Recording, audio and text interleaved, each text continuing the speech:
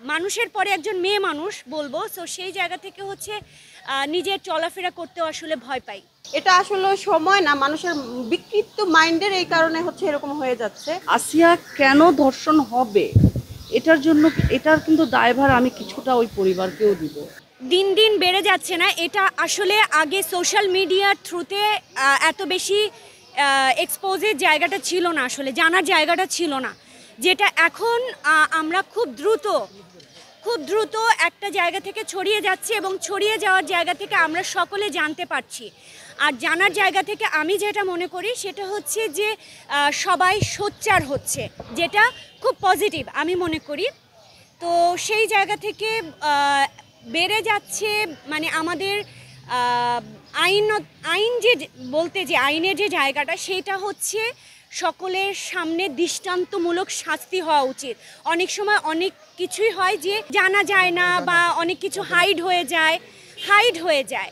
তো এই হাইড হয়ে যাওয়ার জায়গা থেকে আমাদের দেশে যে এরকম ঘটনা ঘটলে এরকম কঠোর শাস্তি হতে পারে, সেই জায়গাটা ইনশিওর করতে পারলে আমাদের এই বিষয়গুলো দিনে দিনে কমে আসবে আশা করি। আমি বলবো যে আমরা কেউই সেফ না। আমি বললামই তো, আমি মানুষ। আমি প্রথম পরিচয় আমার হচ্ছে মানুষ, দ্বিতীয় পরিচয় হচ্ছে আমি একজন মেয়ে। তো মানুষ হিসেবে তো আমি সেফ না। এটা ছেলে মানে একটা এখন যে মানে সার্বিক পরিস্থিতি আসলে সেই জায়গা থেকে বলবো, যেহেতু আমি মানুষের পরে একজন মেয়ে মানুষ বলবো, সো সেই জায়গা থেকে হচ্ছে নিজের চলাফেরা করতেও আসলে ভয় পাই। আপনি শিশু আসিয়ার কথা বললেন, ওর তো বয়স 7-8 বছর ছিল। আমি সেদিন নিউজে দেখলাম 2 বছর না 3 বছরের একটা বাচ্চা মেয়ে। তার পর্দা করার মতো কি আছে? সে কি বুঝে? তার তো আমরা দেখা যায় প্যান্ট না পরিয়ে দিলে তো সে প্যান্টটা পর্যন্ত পরতে পারবে না। তাকে আপনি কিভাবে পর্দা করাবেন?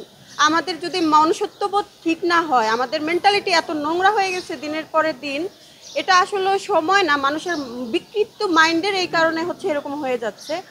আমার মতে প্রতিটা মানুষেরই উচিত মানে আমার মেয়ে এই জিনিসটা চিন্তা করা, তাহলে আর দেখা যায় এরকম নোংরা চিন্তা ভাবনা মাথায় আসবে না। আমার কেন যেন মনে হয় যারা এই সব ধরনের ধর্ষণের শিকার হয় তাদের ফ্যামিলির কিছুটা সমস্যা আছে। যেমন ধরেন ওনারা ভয়ে বা লজ্জার কারণে অনেক সময় এইসব নিয়ে বিচার চেতে যে যাবে কারো কাছে, সেটার জন্য কিন্তু সংকোচ ফিল করে অনেক জায়গাতে, এরকম আমি দেখেছি। আসিয়ার যে ব্যাপারটা ঘটেছে দেখেন আপনি, ঘরের ভিতরে মনে হয় আমি ঠিক যতটুকু জেনেছি নিউজ থেকে, যে ঘরের মধ্যে ওর বোনের হাজবেন্ড, তারপরে বোনের শ্বশুর সবাই মিলে এটা করছে। এখন তাদেরও নিজের যদি একটা উদ্বেগ থাকতো যে তাড়াতাড়ি বিচারটা করতে হবে, বা এটার পেছনে যদি দৌড়ানোর মতো কেউ থাকতো, তাহলে তো অবশ্যই তারা এটার আরো বেশি হতো। আমরা চলচ্চিত্রের শিল্পীরা তো একটু বেশি নিরাপত্তাহীনতায় ভুগি, কারণ আমরা তো আসলে পাবলিক প্রপার্টি, আমাদের সবাই চিনে। তারপরে আমি আমার যতটুক সম্ভব নিজের নিরাপত্তা আমি নিজে দেওয়ার চেষ্টা করি। তো আমাদের বাংলাদেশের যে প্রবলেমটা আমি যেটা থিঙ্ক করি কিংবা আমার চিন্তাধারা থেকে যেটা আসে, আজকে কিন্তু আসিয়া একটা প্রতীকী। এই আসিয়া মতো হাজারো আসিয়া কিন্তু ধর্ষণ হচ্ছে, যার নিউজ আমরা জানি না।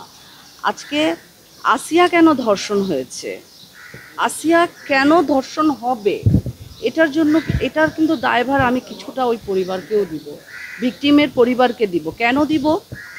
14 বছরের বড় বোন যখন শ্বশুর দ্বারা অ্যাবিউজ হয়েছে সেক্সুয়াল, সেই কথাটা কিন্তু সে তার মাকে বলেছে, যে ভয়ের চোটে সে কিন্তু বাসায় চলে গেছে, মায়ের কাছে বলেছে, বাবার কাছে বলেছে।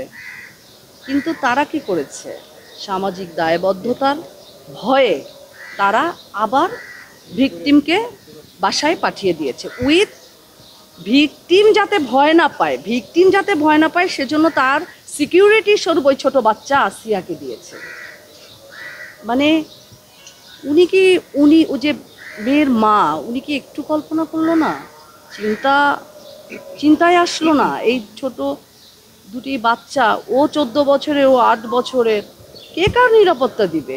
তো আমি আমার এই আপনাদের মাধ্যম দিয়ে বাংলাদেশের সকল জনগণকে বলবো, যারা পরিবারে যারা শিশু বাচ্চা আছে, বিশেষ করে মেয়ে সন্তান আছে, প্লিজ আপনারা আপনাদের সন্তানদের নিরাপত্তা দেন। আপনারা বাবা অনেক সময় বাইরের কাজে ব্যস্ত থেকে, যারা মারা আছে, আমি একজন মা, আমি সকল মায়েদেরকে হাত জোড় করে বলছি, আপনারা আপনাদের শিশু সন্তানের নিরাপত্তা দেন।